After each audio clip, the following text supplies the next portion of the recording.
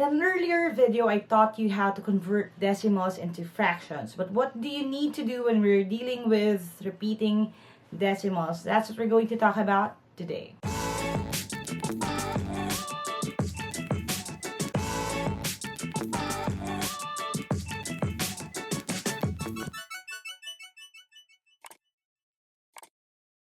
Hi there! Thank you for checking out my channel. Thank you for clicking on this video. If this is the first video that you're watching from my channel, I make educational and motivational content. So if you don't want to miss any of my new uploads, don't forget to hit subscribe and hit that bell icon. Now, last time, sabi ko sa inyo, nagawa ko na yung video dun sa decimals into fractions, yung mga common na mga decimals, regular decimals if you want to think of it that way. If you haven't seen that video yet, just click right here to catch up para makuha ninyo yung concept na yon. There's a bit of a twist when you deal with repeating decimals. Repeating decimals or decimals na yung paulit-ulit. Usually may bar sa top. Ano yung kailangan yung gawin in order for you to convert that into a fraction, which is kadalasan lumalabas sa exam. Yan ang pag-uusapan natin. In order for me to show you better, I'm going to switch over to my PC. I'll see you in a bit. Alright, so ito yung ating basically part 3 ng series natin on fraction evolution. So if you haven't seen yung first two, go ahead and watch those first. I-link ko na lang yung mga videos na yon dito sa taas if you're watching this on YouTube. Okay? Now, bakit? Kasi ito ay mas advanced na than those. In fact, we're going to have to use algebra here. So, if hindi din solid yung algebra ninyo, kung hindi kayo sanay sa pag-transpose, pag-solve for x, or anything like that, you may have a hard time picking this up. So, you have to go back to yung fundamentals natin when it comes to equalities. Okay? The link should be there then. Alright? Now, alam natin dito, ang concept ng fraction evolution is that from a fraction, you can actually convert that into a decimal. And decimals actually have an equivalent when it comes to percentages. The problem is, pagdating sa exams usually, if they give you like a fraction, minsan yung sagot nasa decimal form. So you will need to know how to manipulate these numbers para malaman niyo yung equivalent niya. Okay? Kasi minsan, again, ang pagkakasolve mo sa solution mo, percentage. Pero ang binigay sa'yo na options, fractions. So, hindi natin mahanap yung sagot na nakuha natin kasi iba pala yung itsura niya. Okay? Pero siya rin yun. Now, ang problema dyan, na-discuss na natin kasi yung kung paano mo i-convert yung decimal into fraction. Pag-usapan na natin yung fraction to decimal. Pero paano kung ganito? Ganyan ang itsura. Okay, this is what we call a repeating decimal. Ibig sabihin ng bar na yan is that this number can actually be written down as this. So, 25. Tapos yung 25 na yan, 25, umuulit-ulit lang yan hanggang forever. Okay, buti pa siya may forever, no? So, ibig sabihin, yung 25 pa ulit-ulit lang siya, kaya siya may bar. Yan ang indicator natin, yung bar na yan sa taas. So, kung ano yung tinatablan ng, or pinapatungan yung bar na yan, umuulit siya. Okay? So, anong gagawin mo kung i-convert ko na to sa decimal form? Now, obviously, kung 0.25 siya, okay, ang answer ko would still be 1/4. Pero hindi siya 0.25 kasi meron siyang extrang ganito. Anong kailangan kong gawin to solve that? Yan ang pag-aaralan natin today. Now, let's start with something simple. Isang digit lang muna para hindi tayo masyadong ma-overwhelm. Ito ay 0.5, tas repeating yung 5. Ano ibig sabihin yan? Yan ay parang 0 point, tas yung 5, again, paulit-ulit lang siya hanggang forever. Now, how do you eliminate that? Okay? Ganito ang gagawin natin. The first thing would be this. You have to let, okay, kaya x be 0.5 bar. Okay? Ang goal natin ngayon is mawala itong repeating na part na yan. Okay? Gusto natin yan mawala. Okay? Now, paano natin yung gagawin? Here's what you're going to do, okay? Kung ilan yung decimals or decimal places noon ng uulit na digit, in this case, you have 1. Okay? Isang galaw lang kasi, mauubos na or matatanggal mo na lahat ng mga repeating numbers. Ang gagawin mo would be, lalagyan mo ng isa pang 0 yung 1x. So, ibig sabihin, again, ang gagawin ko, kukunin ko ngayon yung 10 x. Okay? Kasi yung x, that is basically 1x. Kaya lang, gusto kong mawala yung decimal na repeating. So, ginalaw ko siya ng isang beses. So, lalagyan ko ng isang 0 to. Okay? So, 10x. Na ano ba ang 10x? Ang 10x ngayon, kung 1x mo ay 0.5, that's repeating yan, ang 10x ko would be, igagalaw ko yung decimal place ng isang beses. Okay? Now, ano mangyayari kung igagalaw yung decimal ng isang place? This will be equivalent sa 5.5 bar. Now, bakit 5 bar pa rin? Kasi nga, umuulit yung mga 5. Okay? So, basically, para yung 0.5555555 pa ulit-ulit, right? So, kung mata-times 10 ko siya, igagalaw ko yung decimal ng isang beses, okay? May iiwan pa rin na infinity pa rin yung bar doon. Kaya lang, nailigtas ko lang basically yung isang 5. Now, bakit ito nagmamatter? Kasi ang next natin na gagawin would be this, okay? Ang gagawin natin is, i-solve natin sila. Pagsasama-samahin natin sila para mawala ito. How am I going to do that? Now, para ma-cancel ko itong 0.5 na to, at ito, all I'm going to have to do is to subtract them. So, ang gagawin ko would be 5.5 bar, yan, minus 0.5 bar. Kasi pag sinubtract ko itong 0.5 na yan na infinity dito, magiging 0 na yan na infinity. So, magiging 0 na siya. Maiiwan ngayon, 5 na lang. Okay. Now, dahil ginawa ko ito, I have to write down yung equivalent nila. So, ito muna, that is 10x. Ito yon. Okay. Ibabawas ko ngayon si 1x. Okay. Which is ito. Okay. So, this will be 10x minus 1x. So, again, first name 10, last name x. So, 10, tapos ito first name 1, negative 1, last name x. Ipagsasama ko lang yung mga digits. 10 minus 1 is 9. So, this will be 9x is equal to 5. Now, again, bakit? Kasi na-cancel mo na ito dahil binawas mo siya. Okay? Parang in the same way na, kunyari, 23 minus 3, mababawas ngayon yung to, magiging 20 na lang siya. Ganon din yung operating concept niyan. Okay? So, now that I have that, isa-solve ko lang yung 4x. Okay? So, i-divide ko lang siya. Pareho, both sides sa 9. X is equal to 5 over 9. Yan na ngayon yung aking magiging answer. So, ibig sabihin, yung 5 na repeating decimal na 0.5, okay, ang equivalent niyan sa fraction ay 5 over 9. And if you check your calculator, you're still going to get that same answer. Okay? Now, bakit to nagiging tricky pagdating sa araw ng exam? Kasi you have to make a way para mawala yung repeating decimal. You have to be creative about it. Kailangan ma-master niyo yung pinaka-techniques governing it. Now, ito yung advice ko. If malapit na exam, hindi niyo makuha, just pray na walang lumabas na ganitong klaseng tanong, yung converting ng repeating decimals. Pero in case na meron, at least ready ka. Okay? Now, paano kung ganito, 0.25, yung ating unang tanong kanina? So, again, ang idea niyan, this is equal to basically 0.25, tapos paulit-ulit lang yung 2.5. Okay? Now, anong gagawin ko para mawala siya? Now, you see here, dalawa yung decimals. Okay? Which means, I will be dealing with, para mawala ko siya completely, mailipat ko siya sa kabilang side. Okay? I will have to deal with times 100 yung x. Okay? So, ang gagawin ko para mawala siya would be 100x, which is equivalent sa, again, gagalaw ko yung decimal place 1, 2, that will be 25.25. And then, yung aking original, which is x, tapos yan ay 0.25 na paulit-ulit. Okay? So, yan. Tapos ganyan.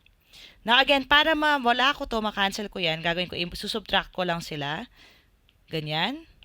Pwede kong isulat that way. This will be 100x minus x. That is going to give me 99x. And then, ito, makakancel nga ito. 25 minus 0, that would be 25. So, ito ngayon, i-divide ko lang siya both sides sa 99.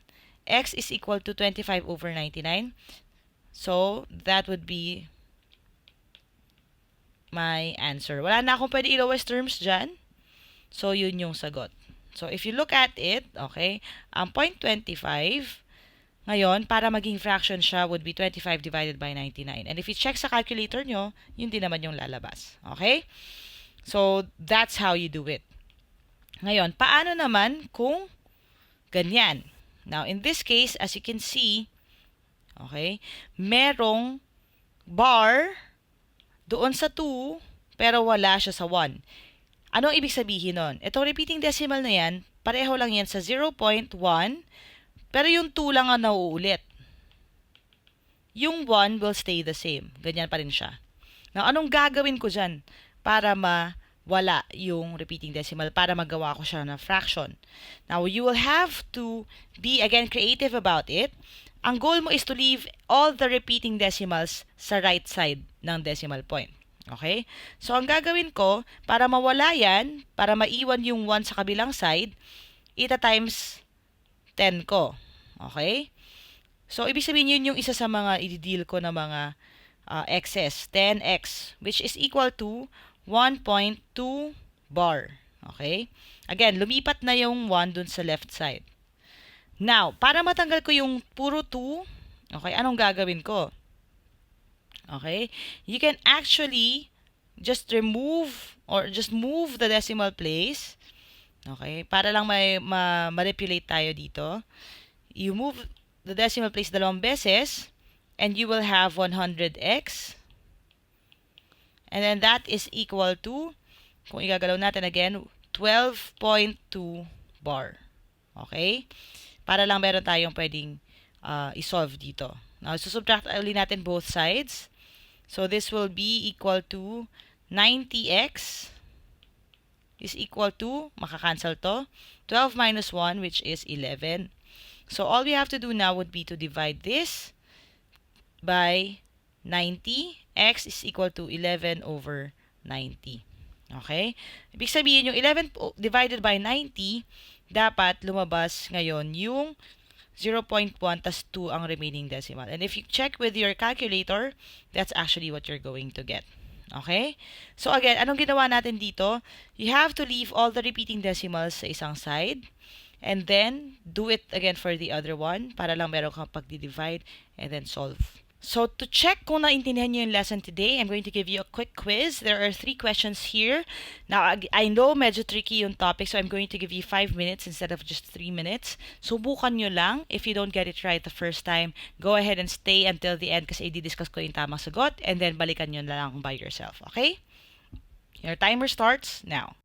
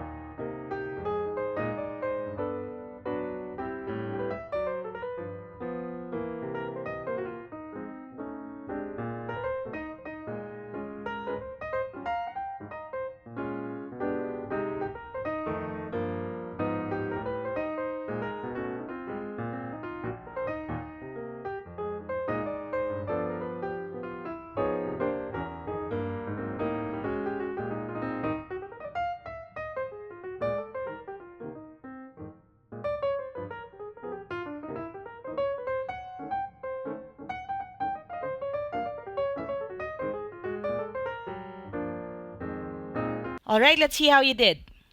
So first, we have 0.7, yung 7 being repeating the decimal natin.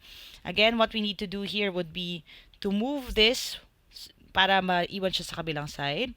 So, kung i-move ko siya ng isang beses, times 10, 10x ngayon is equal to 7.7 bar. Okay? And then, all I have to do, para magkaroon ako ng digit na subtract ko dyan, you can just take x or 1x. Yan ay equal sa 0.7 bar. Now, isusubtract ko lang sila sa isa't isa. Makakancel ko ngayon ito. So, ang lalabas would be 9x is equal to 7 minus 0, which is 7. So, i-divide ko both sides by 9 para makancel ito. X is equal to 7 over 9. So, that's the answer. Okay? So, our repeating decimal na 0.7, sa fraction form, that is 7 over 9. I hope you got that right kasi ito yung pinaka-basic natin, no? Now, number 2. Repeating ngayon yung 0.72. Ano ang gagawin natin? Again, yung ginawa natin kanina, di ba? Para maiwan yung repeating sa isang side, ilalabas natin yung dalawang digit. So, times 100 ito. So, ano ba yung 100x? Ang 100x ngayon would be 72.72 at yung 72 ay repeating. Next, we have yung x lang, okay, which is 0.72. That way, makakancel ko itong side na ito. Isusubtract ko lang sila pareho. So, this will be 99x is equal to 72 minus 0, which is 72. Now, anong gagawin ko next? I-divide ko sila pareho sa 99. X is equal to 72 over 99, pero divisible pa sila pareho sa 9. So, pwede ko i-divide ito sa 9. Divide ko din to sa 9. Okay, 72 divided by 9 is 8. So, 8 over, and then 99 divided by 9 is 11. So, the answer is 8 over 11. Alright? So, again, ano na ang nangyayari dito? You just need to be creative. You need to be able to manipulate the information para makapag-cancel ka doon sa mga algebra na x's. Okay? To get to the fraction. Alright, for this last one, meron kang whole number, meron kang repeating decimal, meron kang hindi. So, it's a little bit more complicated than yung mga nauna. Pero don't worry about it. We're just going to break it down into steps. Now, what I like to do first is I remove this part right here. Parang bonus ko na yan. Kasi, again, kung may one whole number dyan sa decimal form, sa fraction form, meron agad na 1. Na kung meron agad dyan na 1, pwede ko na siyang hindi isipin. So, ang iniintindi ko na lang ngayon is 0.8 and then 3 yung repeating number. Okay? Now, again, para mawala siya, pwede kong simulan, tanggalin muna sa isa. Okay? So, kung tatanggalin yung isa, that would be 10x is equal to 8.3 bar. Now, again, para pwede akong magbawas, pwede kong igalaw dalawang beses, 1, 2. So, that would be 100x. Tas equal siya sa 83.3 at yung 3 ay may bar. Now, para makacancel ako, isusubtract ko sila both sides. So, this will be 90x is equal to, baka-cancel to, 83 minus 8, so that is 75. Di-divide ko lang siya sa 90 pareho para makancel ko tong side na to. Tapos, yung 75 tsaka 90, kasi divisible sila pareho sa 3, pwede kong i-divide sa 3 yung taas at yung baba. So, 75 divided by 3 is equal to 25 over, and then this will be 30. Now, ito, pwede ko pa uli sila i-divide sa 5. So, 25 divided by 5 at 30 divided by 5. This is going to give me 5 over, and then 30 divided by 5 is 6. Okay? So, my answer now becomes 1 and 5 over 6. Pinagsama ko lang yung 1 na nauna na dito. Now, kung gusto ninyo siyang gawin na yung 1 ay carried over, okay lang yon. Pwede mong ilagay na 18.3 ito, 183.3. It's just going to be a little more complicated kasi mas malaki yung fraction na i-deal mo. So, I just prefer doing it that way. Again, para pag sa exam, kung meron kayong options, alam mo yung sagot has to be greater than 1. Kasi may 1 na yung decimal automatic eh. So, pwede ka na mag-eliminate just using those. So, hahanapin mo lang ano sa options yung may whole number na 1. Okay? That can be a good way to eliminate din yung mga imposibleng sagot. Okay? Now, if you didn't get these right, that's okay. Again, this is a rather complicated subject.